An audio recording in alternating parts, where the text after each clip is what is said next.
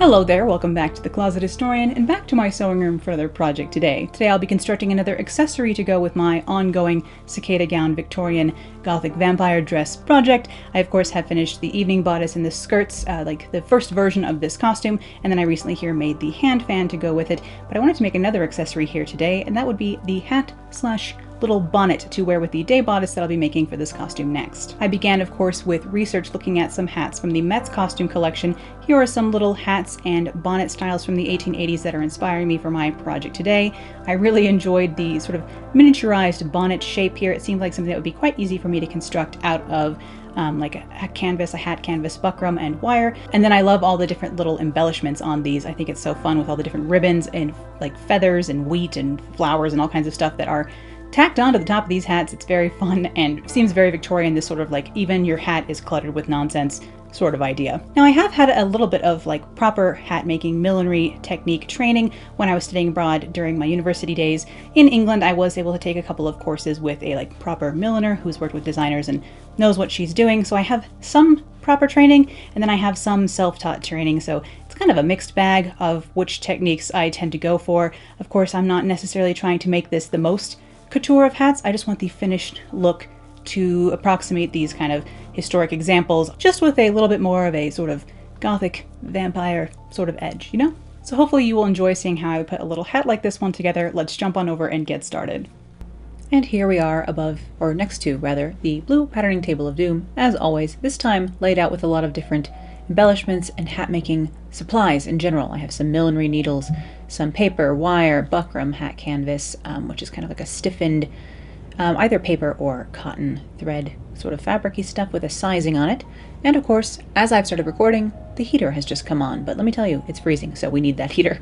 Sorry about the background noise. But here is my first little bonnet that I made, this little tiny one, just to kind of get an idea of how these things go together. I've never made a bonnet before, so I started making some mock-ups out of construction paper, and then here was my first, like, quote-unquote full-sized one, head-size one, but I think this one, the teardrop here in the back, was just too wide, so I wanted to try it a little bit smaller, so I made another one, again, out of construction paper. This is just, you know, playing around, seeing what proportions and things I like, sticking it on this styrofoam wig head here, just so I can get an idea of what I was looking at and how far off the head I wanted it to come and things like that, and basically just nailing down the shape in paper first, just using paper and tape to get something that I like the look of.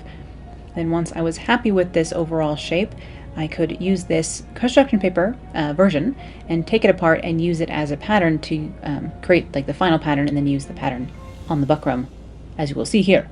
So here I'm just taking this construction paper version off. This was the side that I had really kind of finessed the angle of the bonnet itself and stuff like that, so that's the side I'll be using. I'm just going to put a check mark on that so I don't get lost as I start cutting this pattern apart. So I'm just going to cut around the back teardrop shape here. This is going to be a kind of two-piece, main body of this hat will be two pieces. The kind of brim of the bonnet here and then the back of it.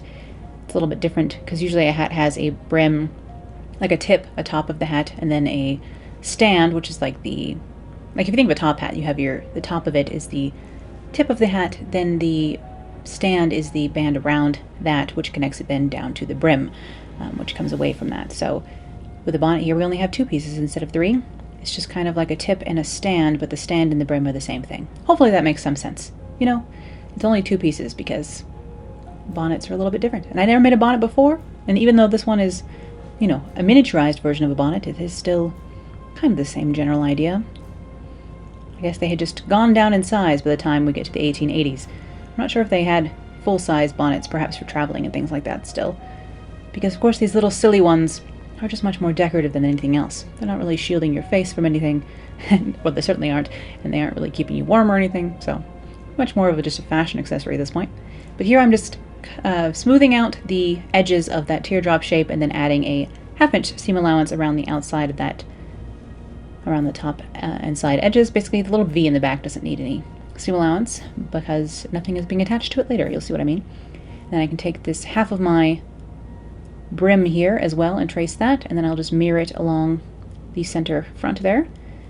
So just mirror this along here, and of course tape on some extra paper so that I can get the full shape because my paper is not wide enough. This is just cheap construction paper, by the way. You could use any thick kind of paper you have, or just regular paper, honestly. Or you could use like a cardboard, like a old cereal box or something like that would also work for this kind of thing. But I'm just using some crafty construction paper to make my pattern here that I will use to then construct my hat today. I will go ahead and scan this and try and make a digital copy of this pattern. It's not something I'm familiar with how to do, but I will go ahead and do my best. That way I can make this something that you can download if you'd want to make this exact hat yourself as well. So I'll try and make this pattern available, and I will put that on Pinterest and then link to it in the description of this video.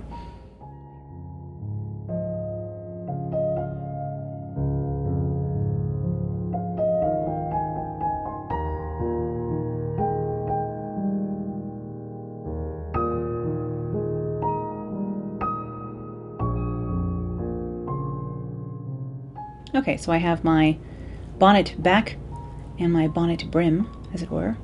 Just labeling those and dating it so that I can keep track of what the heck is going on. But you can see how this starts to go together and create my little mini bonnet shape. I adjusted the angle of this basically, so instead of coming straight out, that it came out a little bit of an angle. And the way you can do that is, if you, in your cardboard version, or the paper version here, you can cut little dart slits into it and spread it open, and that will, spread the bonnet out further, and then you can also cross those over and it will make it more of a cylindrical shape around the face. Ooh, I cannot speak today.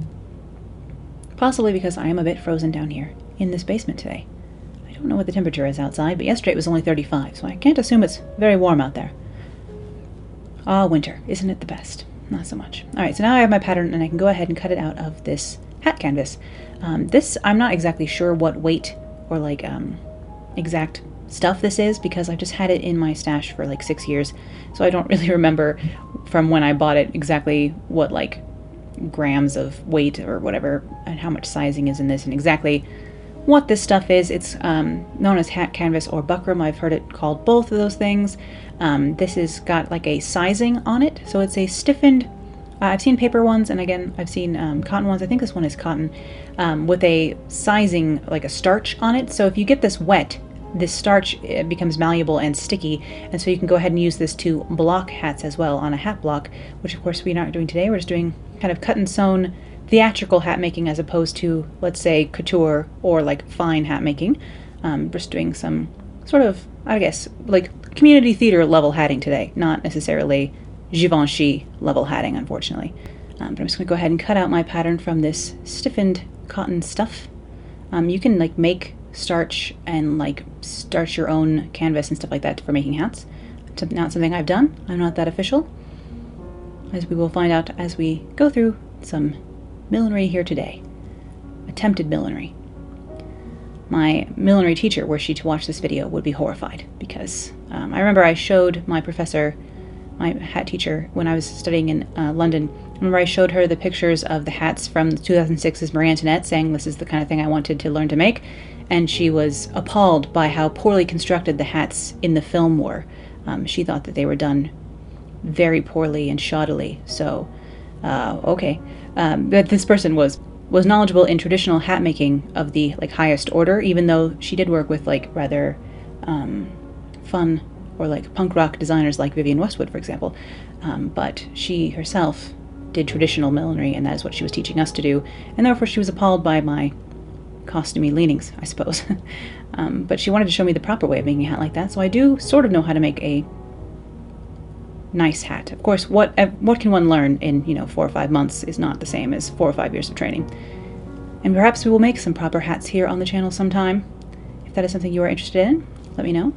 We haven't done any hatting before. I've done some hat making on my blog before if you want to see me do more of this kind of thing. But here I'm just going to go ahead and start wiring my pieces here. Normally you would wire the top of the tip of the hat, the band inside, and then also the edge of the brim. Today I'm just going to be wiring the edge of this little teardrop, which is kind of like the tip of the hat, but it's a bonnet, so again it's only 2 pieces. But I'm bending the wire into shape here along the seam allowance of this hat piece. So I drew the seam allowance from the pattern onto my piece of buckram here to follow along as well, and I'm just going to bend this wire, which is I think a 19 gauge wire. Again, this stuff has been in my stash so long I'm not even positive what it is anymore. It's either 19 or a 16 gauge. I think it must be 19 because it's pretty bendable still. But you can use, different wire or whatever you have on hand for this kind of thing, especially if you're just doing a costumey hat and not being fancy. But I'm just bending this into the correct shape for my little teardrop here. It's going to overlap in a flatter area on this side, and I will just use thread to wrap that together. Again, you could connect that with like a floristy tape is what I'm trying to say. Goodness. Or with like a thread tack like I'm going to do, or with wire perhaps if you'd like. I think thread is the nicest way to do it, so that's just what I'm going to do. Just wrap the thread around here and then tie it off. Basically, is the plan here. And then I will go ahead and wire both that little teardrop and then the edge of the brim as well, using a blanket stitch essentially, which you hopefully will get a look at here. Again, this is the less official way of doing things, but perhaps we can do a blocked hat, because I do have a couple of hat blocks, and I always like a hat, so I shouldn't be too fussed if I have to make another.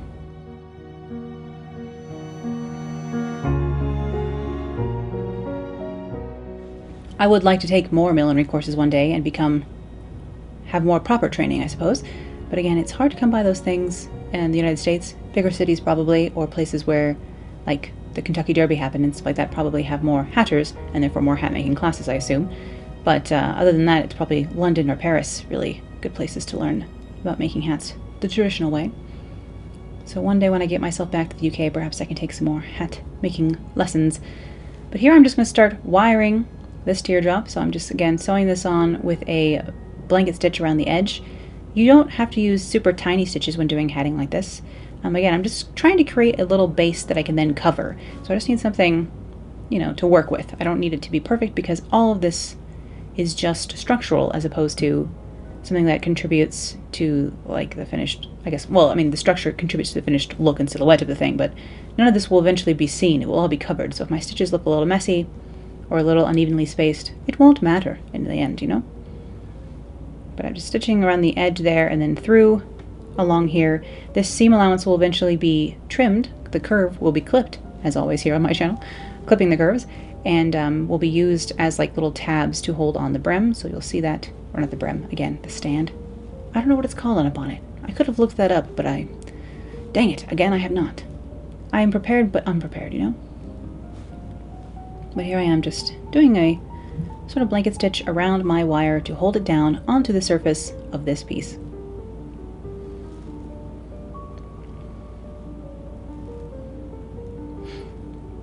I unfortunately had to leave the hat that I made in my hat making class. I had to leave that hat in the UK.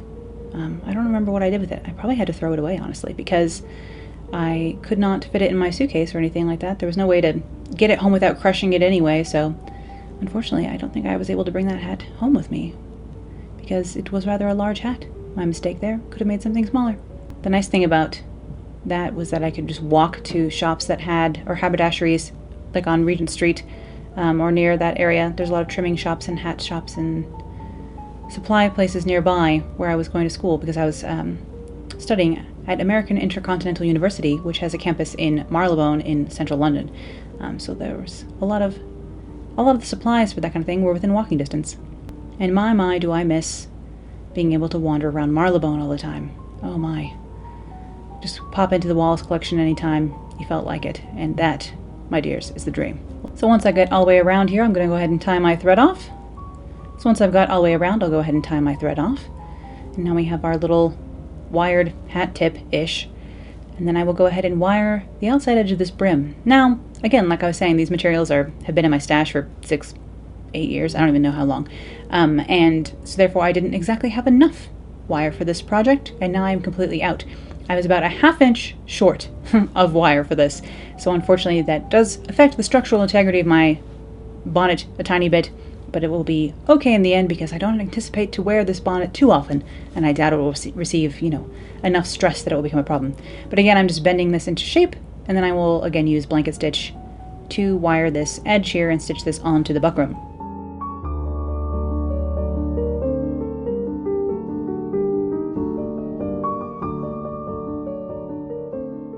I did buy these materials in person at a shop here in Denver, or in Denver-ish area, a shop called Allen's Bridal Fabrics and Millinery Supplies, I suppose is what the full name of it is. Everyone just calls it Allen's, I believe. I'm not sure if they're still around. I mean, I hope so. I haven't looked it up. If they are around, I will link them in the description. But an interesting shop. I actually worked there for a summer. I only worked Saturdays, So I worked there for like 10 days, if we consider how many actual Saturdays they were that summer. But while I was at university, while I was home from university for the summer, I worked there.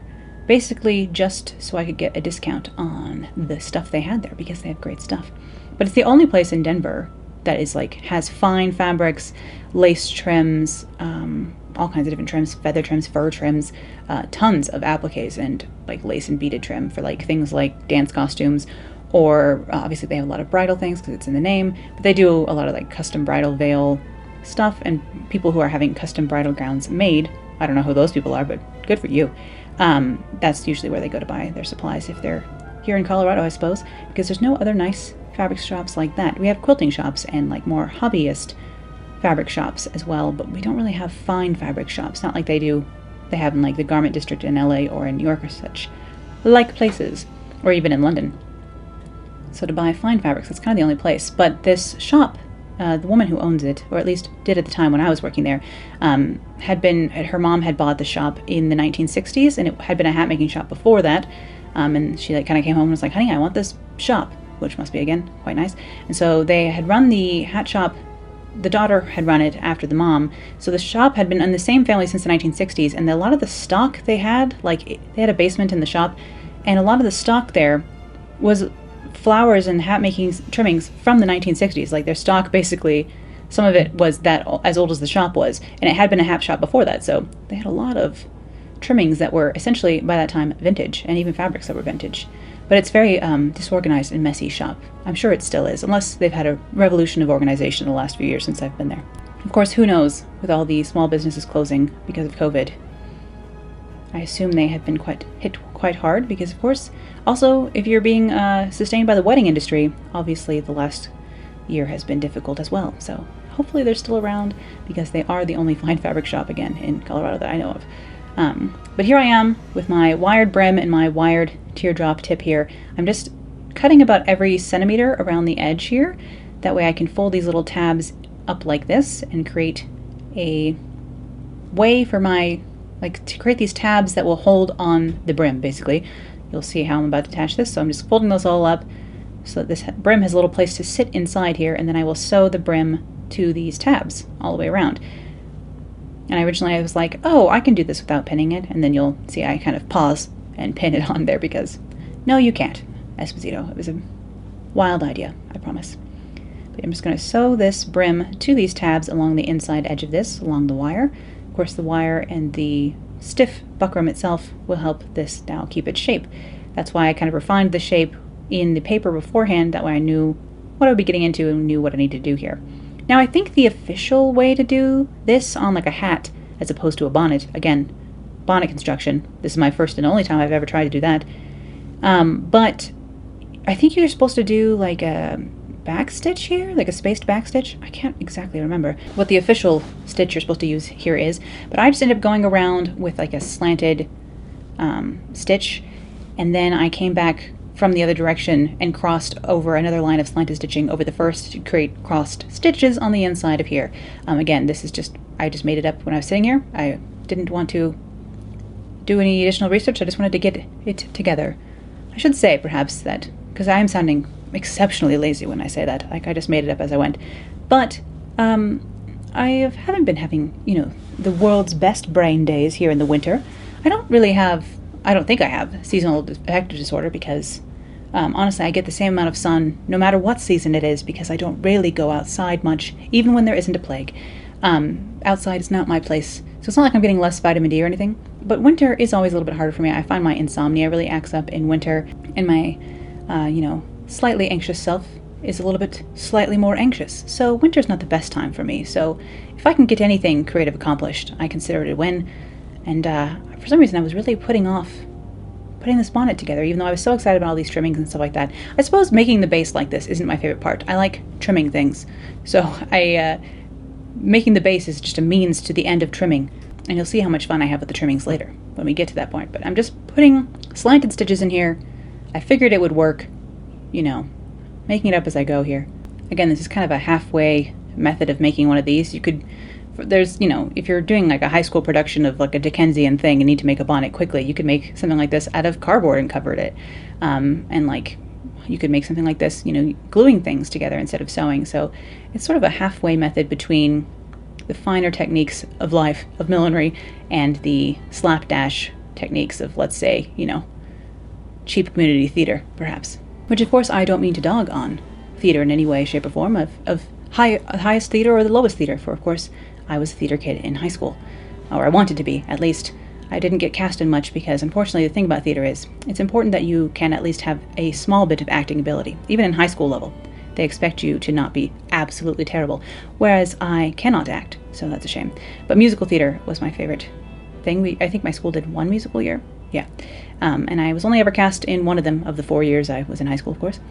And so I was in Fiddler on the Roof as a background person. I believe I had one line, which was someone whispered to me, and I had to go, no! So that was all I could be trusted to be able to act for one moment and be appalled. So that was as much acting experience as I ever got. But the rest of the time I was working on costumes for theater. So I have done some theatrical costuming on a very, you know, basic level back when I was a kid. And I did makeup supervising for a show in college, which was like, hi, I know how to sew, and they put me on makeup supervision, and I was like, I'm not qualified for this. I'm just here to, like, you know, make hats, but whatever. So that didn't last long. But I had a very fun time my senior year of high school. I did costume design for a couple of shows, and my best friend was playing Sabrina in the play Sabrina Fair, which is the play that Sabrina, the film with Audrey Hepburn, is based off of. And my best friend was playing Sabrina, and so I got to dress my best friend in cute 50s costumes. And so that was a very fun time. But as you can see, now that my base is all finished, I cut out some velvet using my same pattern pieces as before, some black velvet to cover the outside of this hat, and now I'm figuring out what I want to do for the lining, even though I don't know why I'm bothering with the lining right now. It's the last step. We won't get to do it right now. But I'm deciding to use some of the taffeta that matches my gown here for the lining of this. So I have some of these spare pieces of taffeta nearby that I'll use to line this, but we can't do the lining until the very end. We'll get to that later. But I just cut out the same pieces that I cut out of the buckram in my black velvet with a little bit of extra seam allowance around them. And we're going to start with this teardrop shaped, covering the top or tip of my bonnet here, the very back of it. Again, I'm trying to use my hat making experience and translating it into a bonnet, basically, is what I'm trying to think through here. Just cut a slit in this back piece here so that it wraps around. You can see actually my little teardrop comes down a little bit further than the brim. So that is just because some of the material got eaten up because these materials and the wiring and all that stuff is thicker. So I should have added a little bit of extra length onto my brim, something I will know next time if I ever make another bonnet, which hopefully. But here I'm pinning this on, and actually along the middle line of this, I have the bias 45-degree angle lined up with the fabric. So of course, how could you ever see on camera the bias or not of this black velvet, because black velvet becomes Vanta black once you start putting a camera on it, and it just absorbs all light, so it's going to be hard to see the details a little bit. I do end up turning the ISO up in a minute here so you can kind of see what I'm doing with stitches in this, because, you know, black velvet, it's just impossible to see what's going on. But here I am just pinning this teardrop around to cover the outside of my hat here, finagling it down here along this little V section, just doing the best I can. Luckily that'll be covered with ribbon and stuff later, so I'm not too worried about it looking perfect down there. But around here, around the edges, I'm pinning from the flat bit down into the brim to hold this over the corner of the tip of the hat, essentially. So of course there's that wired edge on the inside and there, so it has a lot of structure to it.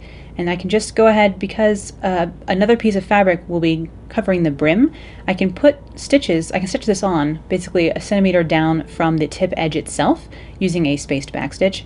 And those stitches will all be covered once I cover the brim in a moment, so I don't have to worry again about my stitches being perfect, because again, they will be covered here. I'm just using a doubled cotton thread for this. You can see I have here a cotton thread and a polyester thread.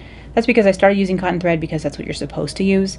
But when I was doing the structural work, wiring the brim, stitching the brim and the tip together, my thread kept breaking, and so I was frustrated with the strength of the cotton thread, and so I went and grabbed some polyester thread, which of course is a lot stronger.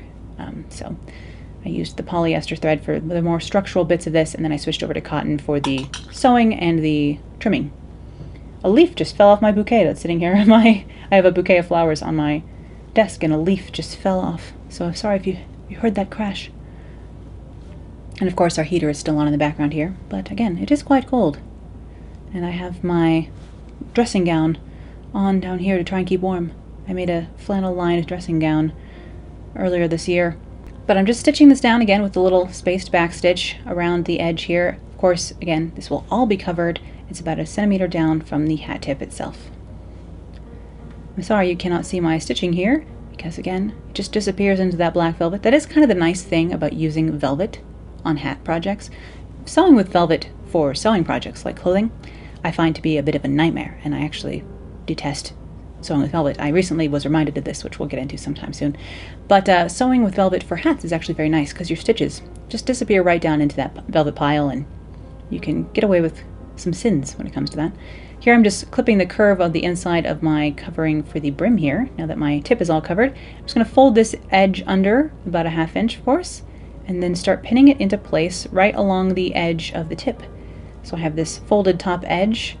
Of course, I'll need to be able to have enough seam allowance to fold this all towards the inside as well, which I should have cut this with a little bit more seam allowance. I recommend cutting something like this with like about a 1 inch seam allowance, I would think, because you can always cut some off, but you, of course, cannot add any more on. Yeah, that's right. But here I am just folding the top edge under about 1/2 inch and then pinning it along the tip here, just easing that into place. So you can see that 1/2 inch is folded under, and then folding myself a nice clean edge basically along the top, and then I will slip stitch that down to the hat tip for an invisible finish. And extra, again, an extra invisible finish in this velvet.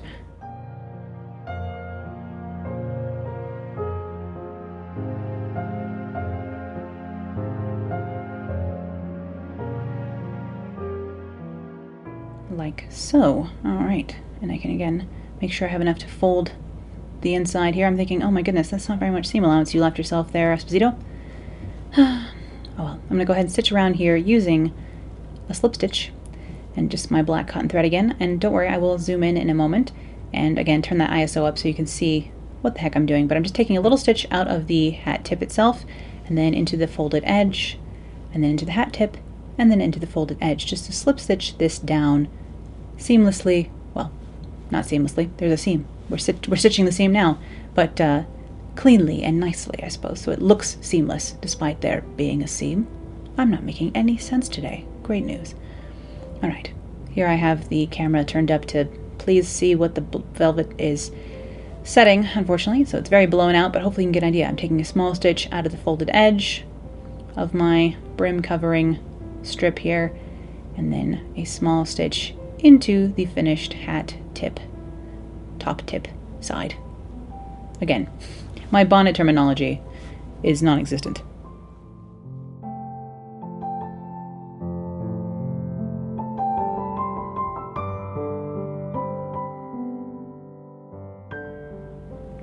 And I will just be folding all this towards the inside and playing with it until it lays nice and smooth. Again, as you can see, I could have left myself a little bit more room to play with here, and it would have been a lot easier than having to struggle with this very thin seam allowance in some places, or narrow seam allowance.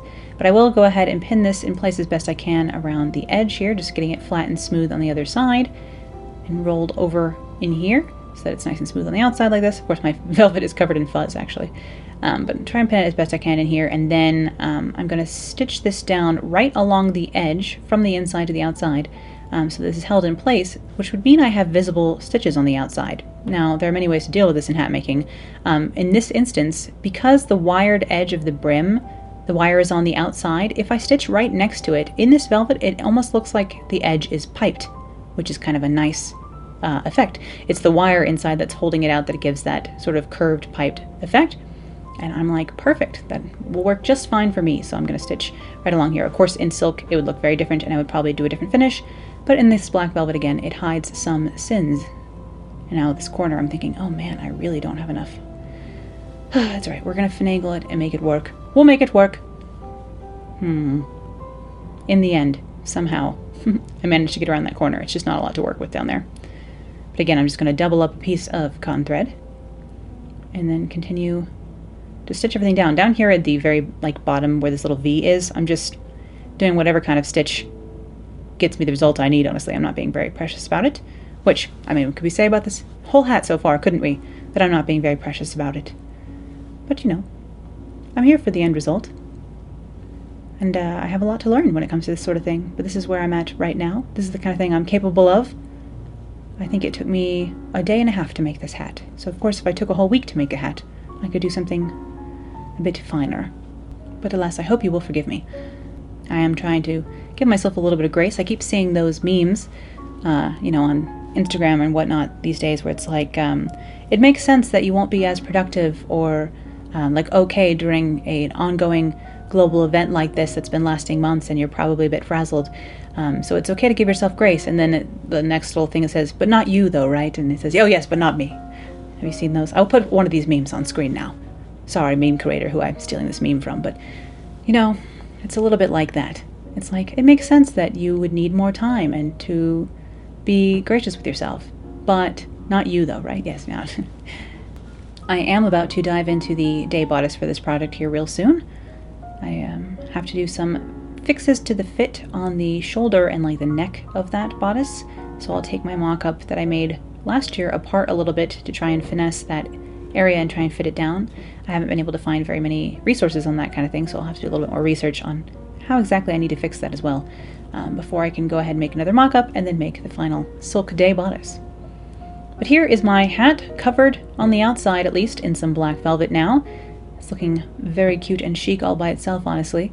Now again, we're not going to line this yet. We're going to go ahead and trim this first because all the threads and tacks and stuff like that to keep the trimming on, we want that to be hidden underneath the lining. So I've pinned my little bonnet here onto the styrofoam head again so that I can play around with trimmings and see about exactly what I want to do to finish this hat and how I want to trim it. Again, from the examples, the historic examples, the extant bonnets like this that you saw at the beginning of this video from the Met, they used feathers, ribbons, fabric trimmings, beads, little dried flowers, real flowers, faux flowers, all kinds of different stuff they used to pile onto these hats. And so I've got all that kinds of stuff sitting here to decide exactly how I want to trim this. I try to give myself options when it comes to trimming hats because it's kind of like how I feel on the day and how I end up arranging. It's like flower arranging, but on a hat, you know? So I have these little velvet flowers, I have some berries, I have velvet leaves and satin leaves here. These are millinery trimmings that I picked up online. I have two shops that I like to buy flowers and millinery trimmings from in particular on Etsy, so I will link both of those in the description. One is called Mary Not Martha, and the other is called A Pink Swan. They have both vintage and modern millinery trimmings, and laces and veiling, all that kinds of stuff, which you can have a really fun field day at those places. But I knew I was going to want this black moire ribbon down here along the bottom edge. All of the bonnets I was looking at had these ribbons along the bottom edge like this to then tie in the front. That's not usually how these hats were kept on. It looks like they were usually kept on with hat pins and that these ribbons were more of a decorative thing at this point in hat history, as it were, by the late 1880s or mid to late 1880s. The bonnets weren't really tied on using these ribbons, it seems like. They usually were pinned on, I think, into the hairstyle. But, you know, they still could perhaps serve on an extra windy day. You can tie it on as well, as opposed to it just being decorative. But I had this length of black moire ribbon that I used for that. So I'm just pinning that into place, and I will put a couple of tacks here and then sew it along the edges as well so that this stays in place like so. And then I was thinking, you know what, I'm going to make a ribbon out of my taffeta. So this is a strip of the taffeta that I used to make my gown for this costume. And I just tore a strip, I think this is about 2.5 inches wide here. I tore a strip from the length. You can actually tear plain weave silk fabric, although it is slightly terrifying to tear fabric like that, but that's all right. And then I had this cotton lace edging from Mood Fabrics that I decided to stitch onto the edges of this, just using a large basting stitch for this, just to make this look a little bit more like an edged ribbon. So I'm basically making ribbon myself here. I had a green ribbon, but it wasn't exactly the right shade of green. It looked a little bit too neon against that dark black. I mean, I say that, not that I don't like neon green and black together, because I definitely do, but I decided to coordinate with my gown perfectly. I would go ahead and use the same exact fabric that the rest of the costume is made out of.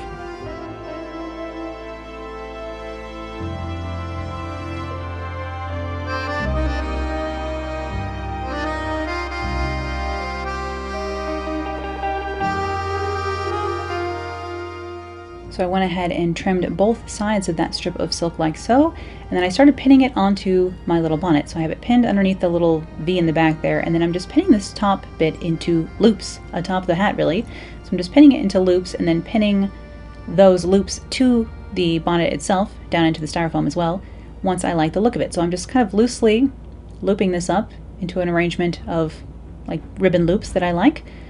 Instead of just tying a bow, I'm just kind of loop-de-looping around until I like the look of it and pinning things into place. Eventually, anywhere I put a pin here, I will need a stitch, basically, to hold it in place. But just seeing if I like the look of things, rearranging things. You could, of course, also sew a wire into the edge of this if you're doing something like this.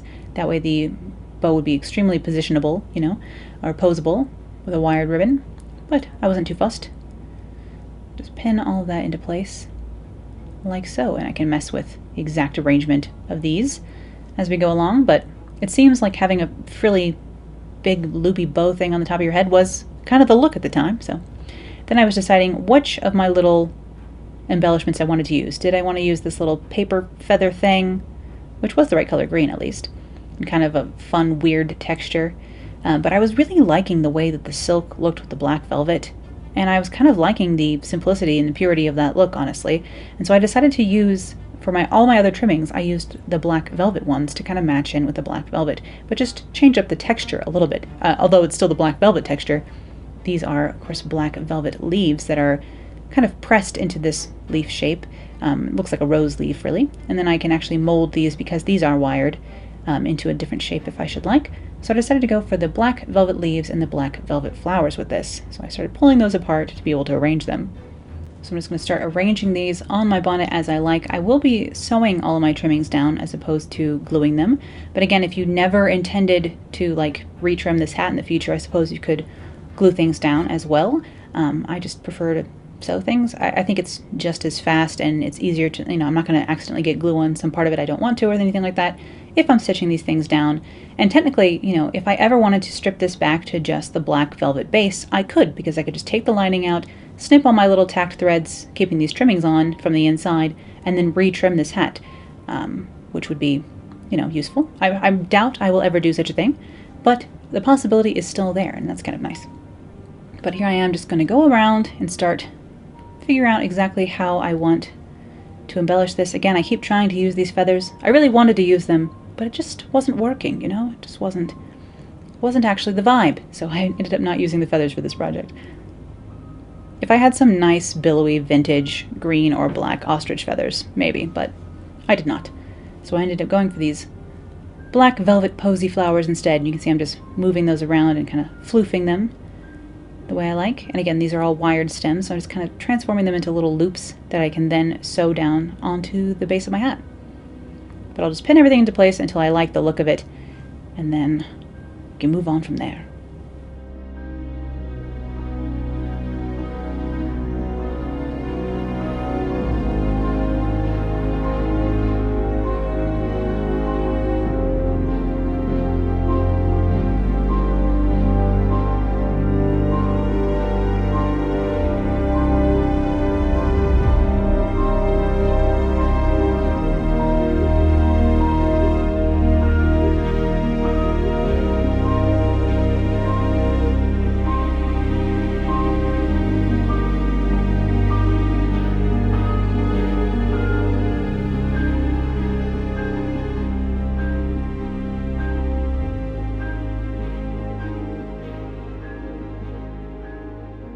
At this point I was thinking, I kind of like the asymmetry of this, of course. I had already begun to go with the asymmetric design. Because my bustle dress has an asymmetric design to it as well, I figured that we can keep that going with the bonnet here too, although the day bodice for this bustle gown will be much more symmetrical. The skirts will still be asymmetric, so it's kind of a combination of both. But here is my finished trimming design, what I decided to go for here. Of course, everything's just pinned in place right now, so I need to take some of this off in order to be able to stitch underneath. So what I'm going to do now is go ahead and grab my phone and take a few pictures of this arrangement so that I can put it back if I forget. Like if I forget how I had it arranged and how I wanted it, I can go ahead and put everything back into order after referencing these pictures if I need to. So, because I'm going to have to take these flowers off in order to tack down the ribbon. But again, I am just going to stitch everything into place. Anywhere there is a pin, I'm going to put a stitch into the hat itself. The stitches on the inside of the hat will be kind of messy, but again, the lining will cover that. And then everything should be invisible from the outside by the time I'm done. Any stitches that might show in the ribbon will be covered by the flowers, etc., etc. So I take these things off now and then do all that again, but instead of with pins, with thread.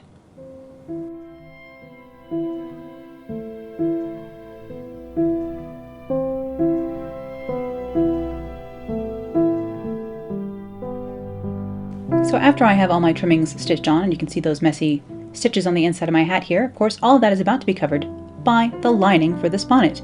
And so I decided to use the same again, silk, and I'm stitching one of my little labels, Closet Historian-ish labels, to the inside of this hat, just because I thought it would be a fun idea. A lot of the times you'll see these bonnet linings had the maker like embossed or printed onto the inside of the lining with like a metallic ink. But of course, I do not have the ability to do that today, but I could just sew on one of my little cloth labels here.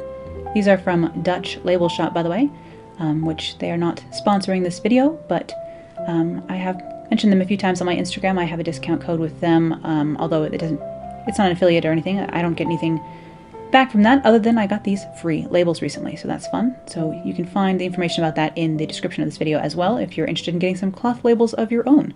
That's where mine come from, though. If anyone's ever wondering, they're from Dutch Label Shop, who have been lovely to work with, and are actually the only brand I've ever really worked with, because it's very rare that I get contacted by a brand that I'm actually interested in working with. It's very rare. But for my lining itself, I just have that teardrop shaped piece for the back. It's just the same shape again with a little bit of seam allowance, and then I have this probably like 5 or 6 inch wide strip of my fabric that I'm going to go ahead and gather along. I should be gathering along both edges, but I only gather along one edge at this point. You'll see me gather the other edge later. I should have put a running gathering stitch along each side of this while I was here, but alas, I didn't think of it at the time. So here I'm just running a stitch along one side to be able to gather it down, and I will gather probably, I don't know, maybe at least a yard of this down. Well, maybe not a yard. Probably. I did not measure. It was a strip that I felt was long enough, but I did not measure it at the time.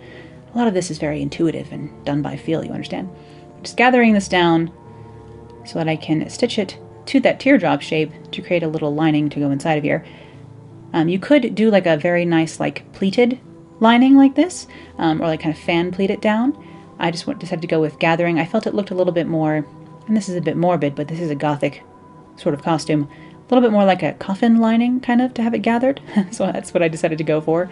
Felt a little bit more goth to me for whatever reason. I did find the center of this so that I could at least have the gathering be the same amount on either side in general of this little lining. But I'm just going to put the right sides together here and stitch along the outside edge with this all gathered down to fit my little teardrop shape.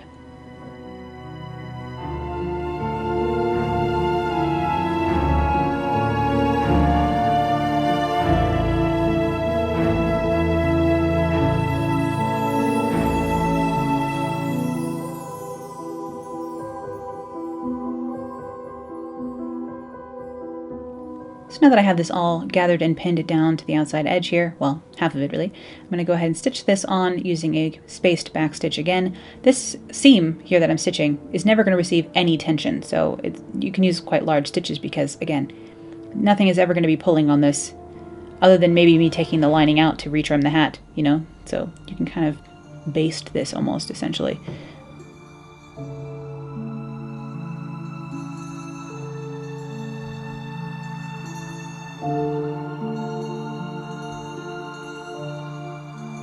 There's one side done. I can do the other the same way. I don't know why I did half and then the other half, but you know, the quirks of these things. You can see how it's going to look when I unfold everything from that other side, but I'll do the other side the same way.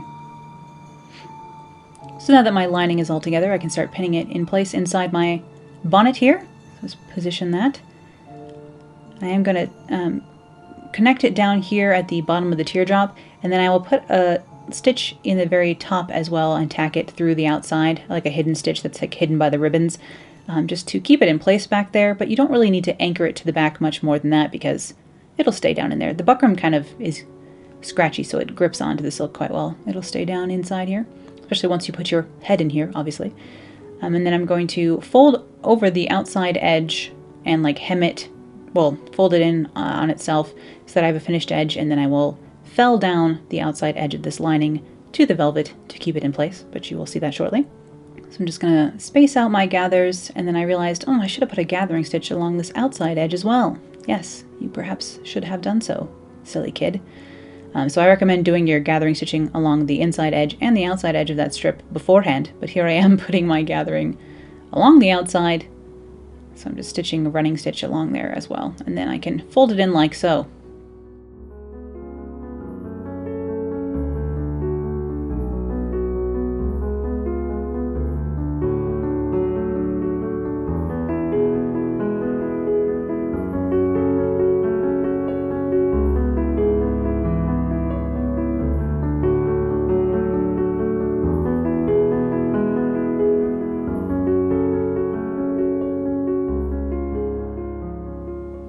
Can't beat the color of this silk, huh? I mean, to be fair, of course I have from the left here, I have a green light pointed on my work surface here, so it's glowing in that green even more than usual. But, my goodness, this fabric comes alive in light, especially in sunlight. Wow, does it look cool. As you can see, here's a picture that I took when I was modeling this costume for my blog last October, with the sun hitting it, and wow, does this silk transforms and becomes even more iridescent once the sunlight hits it. Again, this is the color called Alphaba from Silk Baron. Again, not sponsored, but they have some lovely silks over there, and I'm excited to try and use more of them in the future. But here I'm just folding in the edge along the top here to size. Again, I'm not pleating this in any particular way. I'm just kind of want to keep it random and messy in some ways, but just fitting it down and pinning it along the edge, and then I will fell it down into place.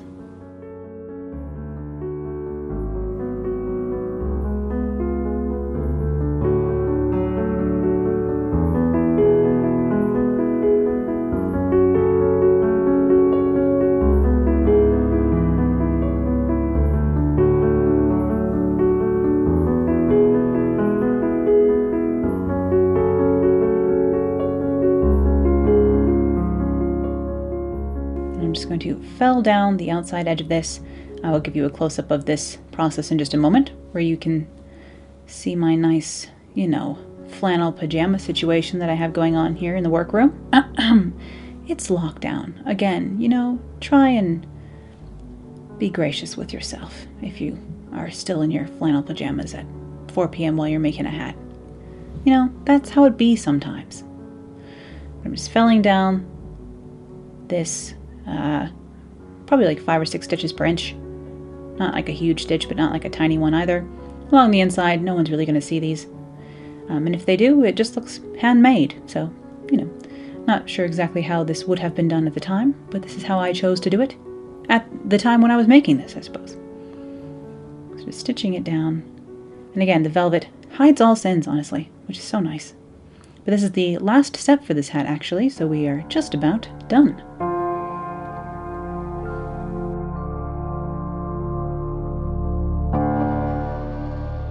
And here is my finished bonnet on our lovely styrofoam gal here. Unfortunately, I'm not modeling this for you today because I have a pesky irritation with my eye right now, which means I can't put makeup on. So you'll just have to see what this looks like on me when I reveal the day bodice as well, upcoming here soon on the channel when I get to model the whole thing together. Once I have it made, of course. Lots of work coming down the pipeline for me, my goodness. But here's my finished bonnet. I do think it came out rather cute and rather gothically delicious, honestly. I've never been excited about having a bonnet before, but now that I do have one, I really rather like it. I think it's so cute, especially because it's like miniature. I don't really want a full-size bonnet, but this little like mini one, it feels very like, I don't know, the Hot Topic version of a bonnet in the best way possible. So perfectly goth, and I'm very happy to have it.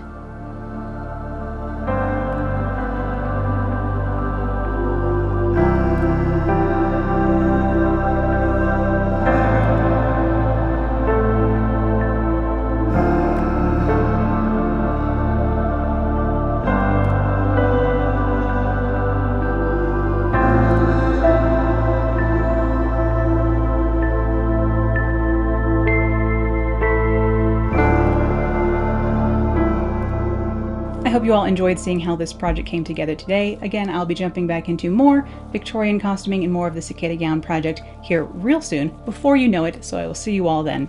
Bye.